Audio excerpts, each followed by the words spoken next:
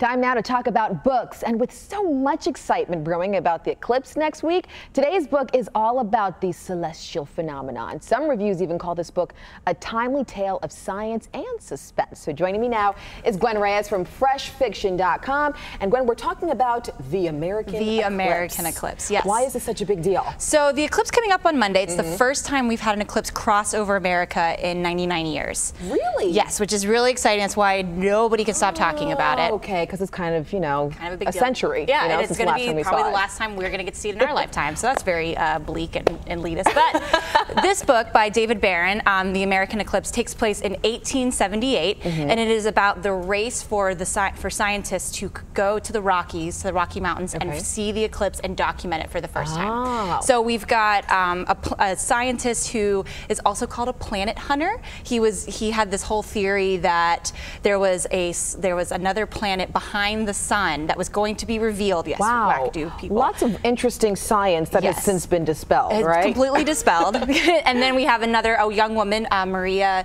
Mitchell, who was a student at Vassar, and she was kind of coming up at a time where women's educations were really sort of frowned upon. And she was trying to bunk that from people's minds. And so she's like, I'm going to go across the country on this train, and I'm going to get there before anybody else. And the final character in our book is Thomas Edison. Oh, wow. Yeah. The Thomas Edison. The Thomas Edison. This is before he was the Thomas Edison. He was trying to change people's opinions of him because at this point he was just a tinkerer, a failed inventor. And so he had come up with this idea for a scientific instrument that was going to be able to measure the eclipse.